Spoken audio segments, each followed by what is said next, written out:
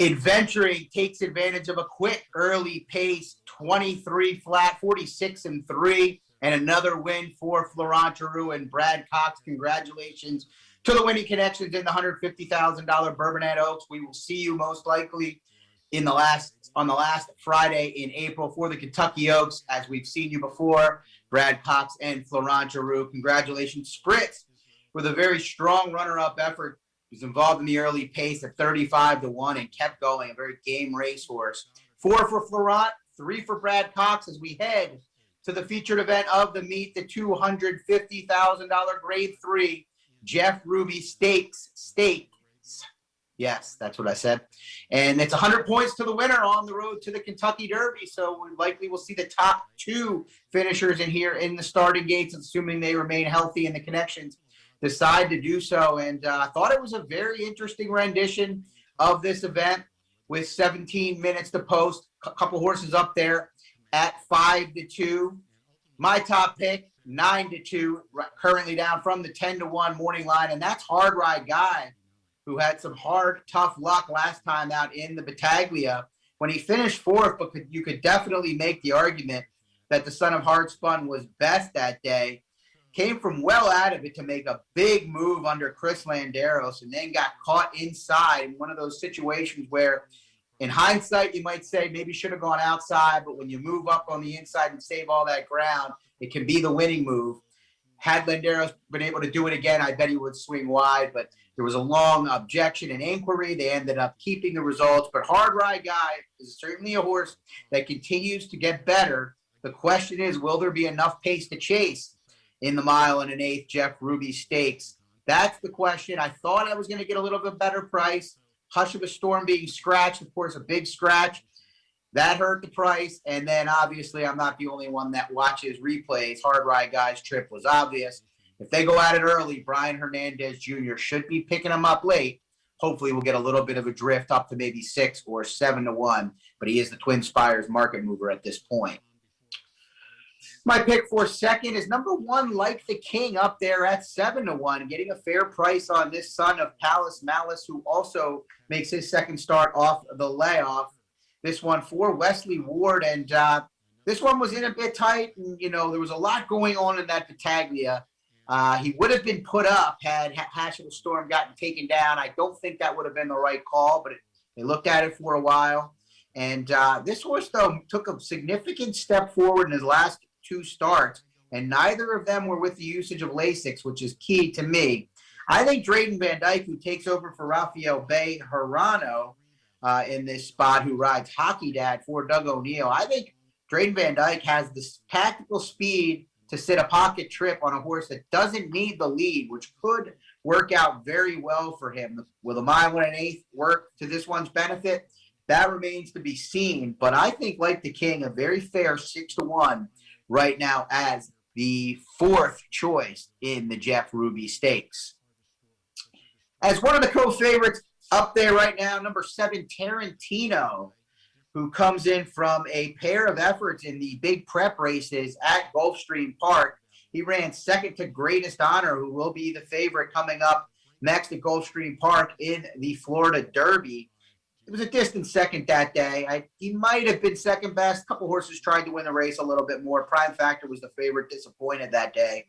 Then came back and ran a 4th place effort to Greatest Honor that day. Never was really looked like the winner in that race. Drained the clock, put him away, and he kind of held on for 4th. He's run the fastest races. Now, whether you look at Fairgraph numbers like I do, Brisnet speed ratings, whatever you look at, Tarantino has the fastest numbers for this race. But they're not over the all-weather like the 3 horses coming out of the Battaglia that aren't too far behind him. So the question is, will this son of Pioneer of the Nile take to the all-weather surface here in Florence? Probably. He's run well on turf. He's run well on dirt. But that's probably why he's 5-2 instead of 9-5 right now, as he looks to find his spot in the Kentucky Derby starting gates on the first Saturday in May. Number 10 is Gretzky the Great, who ran a big race off the bench for trainer Mark Casse as the even money favorite in the Battaglia. He was overbet that day off of those efforts as a 2-year-old at Woodbine, but very forgivable effort. He was forced a run from start to finish from his inside draw. Never got a breather. Pico de Oro, we saw earlier in the card, pressed him from start to finish to set things up for his stablemate Hush of the Storm. And Gretzky the Great kept running a bit to finish third. You could argue he may have needed the race. He hadn't run since the Breeders' Cup Juvenile Turf. Probably the ultimate goal being this race, not the Battaglia. For trainer Mark Casse, Eclipse Thoroughbred Partners, and Gary Barber, powerful connections. Now moves to an outside post, which could give Chris Landeros options out of the gate. Now, Gretzky the Great's always been a horse that's been prominently placed. Wouldn't expect the different tactics. But unlike being from the rail, if this horse sends from the outside and other horses send harder, I think Chris has a horse that's able to relax just off the early pace if need be. We'll see if the outside post benefits him. It didn't in the Breeders' Cup Juvenile Turf, but that's a different animal than this race, and he's a little bit older. So if he's matured, he certainly could sit a perfect trip in here. He is bet down from the 5-1 morning line of 5-2, but that was expected given the scratch of Hush of a Storm. Let's take a look next at the number 12, Hockey Dad, who ships in from California for trainer Doug O'Neill and Redham Racing, the same connections that won the Derby with Nyquist just a few years ago. And this one is by Nyquist out of a damn and Summers Gold by Yankee Victor. 3 straight wins, but all against Calbreds. So the competition gets a lot stiffer here for Hockey Dad. But Rafael Bejarano, not sure again what the plan was here. But the fact that he takes the call over Like the King is a little bit noteworthy. He has some history with O'Neill from his time spent in California, but it's not as if he owed him to ride this race. So who knows? Maybe he locked him up earlier. Doesn't make sense to me that he would ride this horse over Like the King, but who knows? He comes in from Santa Anita, no works over the all-weather surface. That's a little bit of a disadvantage to me. Getting caught wide into that first turn or getting, it can be a problem as well. Other horses with his tactical speed. We'll see how Bejarano plays it and if he can get him out of the gate in good order in his first try over the all-weather surface. Number 5 is Sainthood here, making his third lifetime start for Hall of Famer Todd Pletcher. The first one was a one-turn race at Gulfstream Park at 6 panels. And he took a tough beat that day in a pretty live group after hopping at the start. Lost nothing in defeat that day at 5-1. And then came back at the even money favorite going 2 turns at Fairgrounds on February 13th on the undercard for the Risen Star. And just held off Dolder Grand in the lane to win that race and basically give Todd the chance to ship into Florence for this one. Another horse that likes to be on or near the lead. We'll see how Corrales plays it. But a lot of horses with similar running styles. We'll see how things go. Very excited for the $250,000 Jeff Ruby Stakes. 100 points to the winner on the road to the Kentucky Derby leaderboard. 9 minutes to post. Best of luck.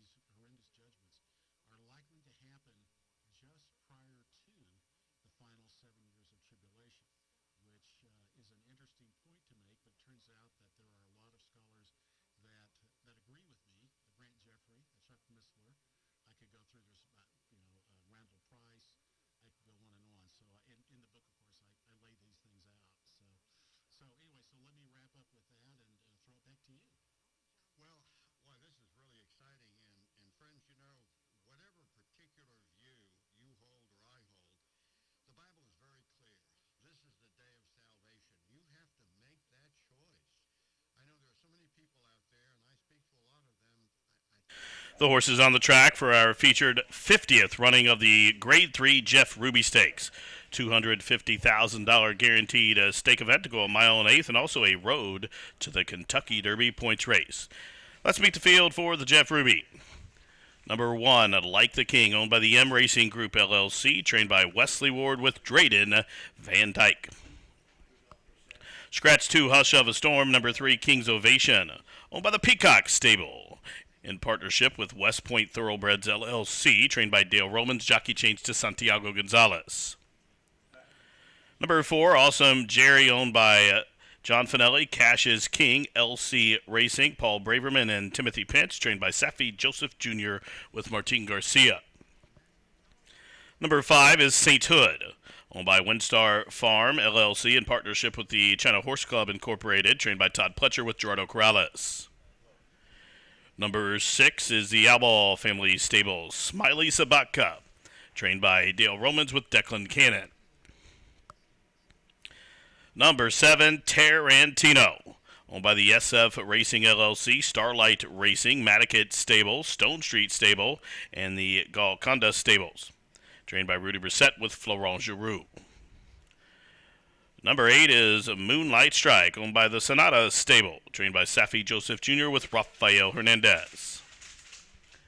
Number 9 is Hard Rye Guy, owned by the Bourbon Lane Stable, trained by Ian Wilkes, Brian Hernandez Jr. up top.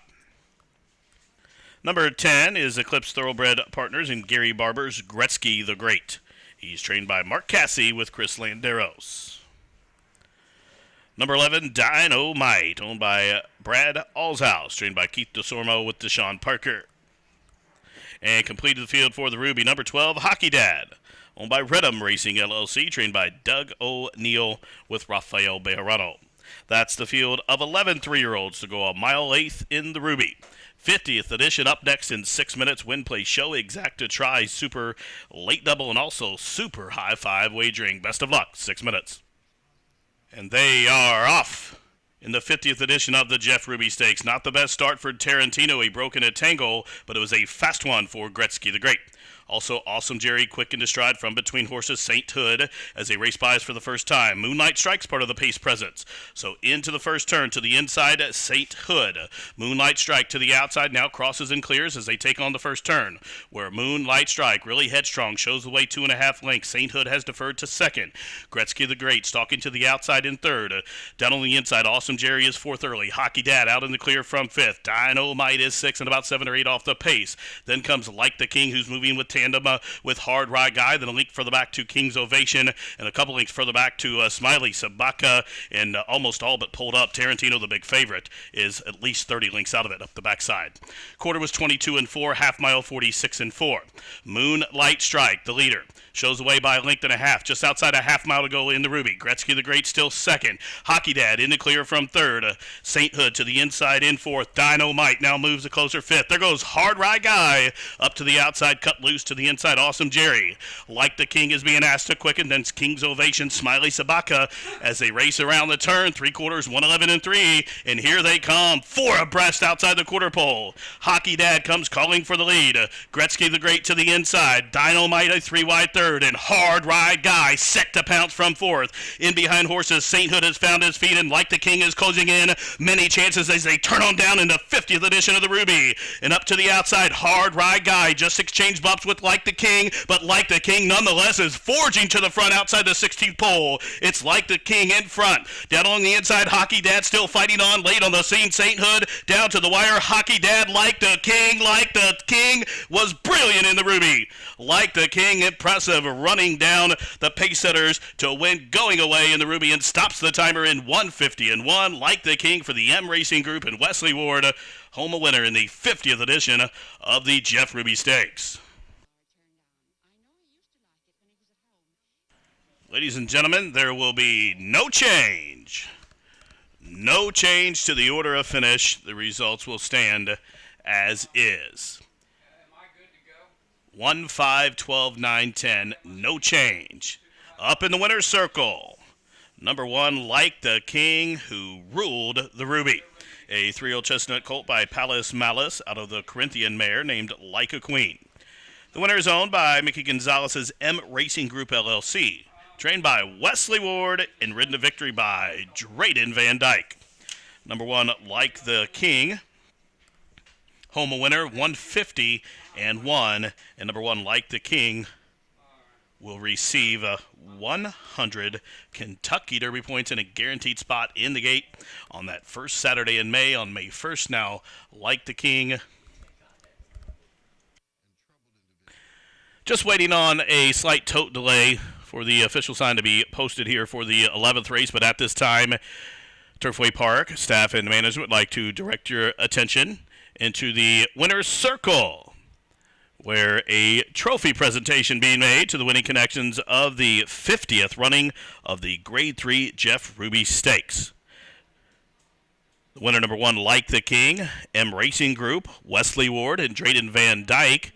Accepting the trophy, making the presentation, Senator John Schickel and Representative Adam Koenig. Senator Schickel and Representative Koenig, strong supporters of Turfway Park, and we appreciate their friendship as they're making the trophy presentation to Wesley Ward, Drayden Van Dyke, and M Racing Group for their victory with number 1, Like the King, here in the Ruby.